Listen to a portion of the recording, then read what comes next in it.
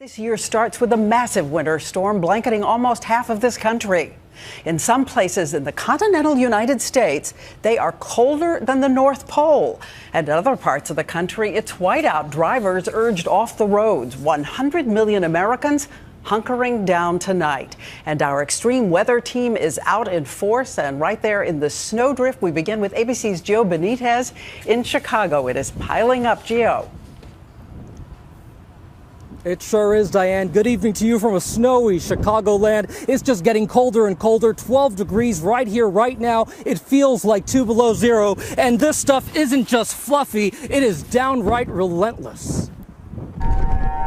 From blaring sirens in Evanston, Illinois, alerting residents to a snow emergency, to a Chicago whiteout, up to 18 inches of fresh snow in places. The Midwest is a blowing, snowing deep freeze. Officials, too, sounding a warning. We ask that residents check on the well-being of residents, friends, and neighbors. The city's full fleet of 287 snowplows and salt spreaders dominate the streets. Snowplows in nearby Rosemont out in force, too, looking like a choreographed ballet.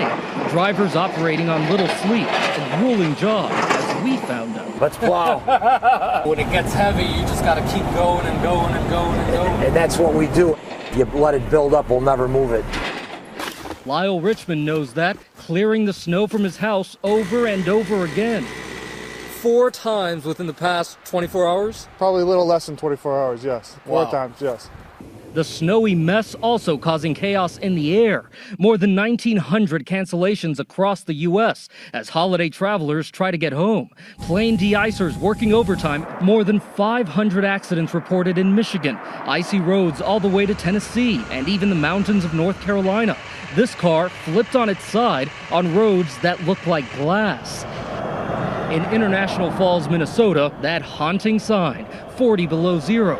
An opportunity to show the power of the cold temps. This egg went from cracked to frozen solid in a cast iron pan in just 5 minutes.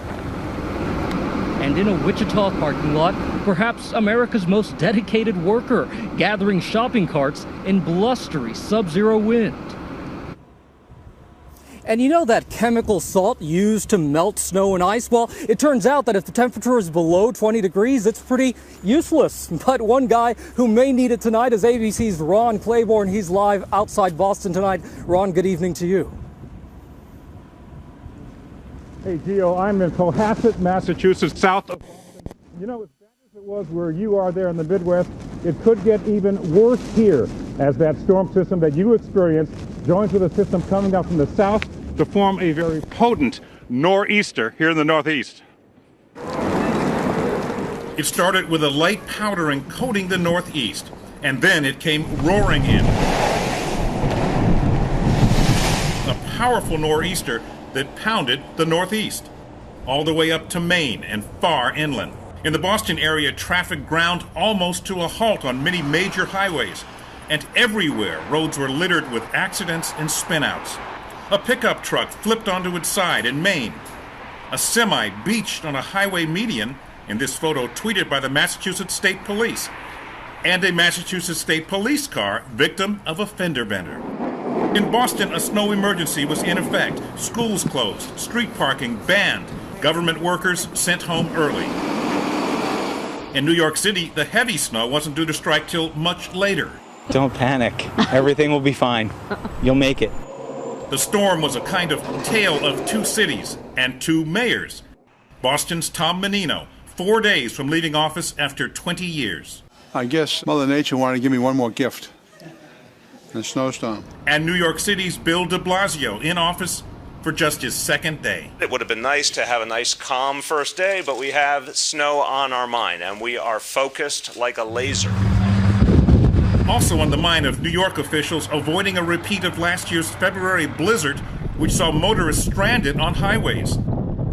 Late today, New York's governor declaring a statewide emergency and banning all traffic on 3 major interstates near New York City, effective at midnight. And this is really the epicenter of this nor'easter, this area from south of Boston, including all of Cape Cod. This area is expected to get at least 15 inches of snow before this storm leaves sometimes Friday late morning. And that's just the first, Diane, of a 1-2 punch. That second punch is going to be temperatures plunging down, Diane, into the single minus digits. Very cold here in New England coming up. We can tell how frigid it is. Thank you so much, Ron Claiborne, and thank you, Gio, as well.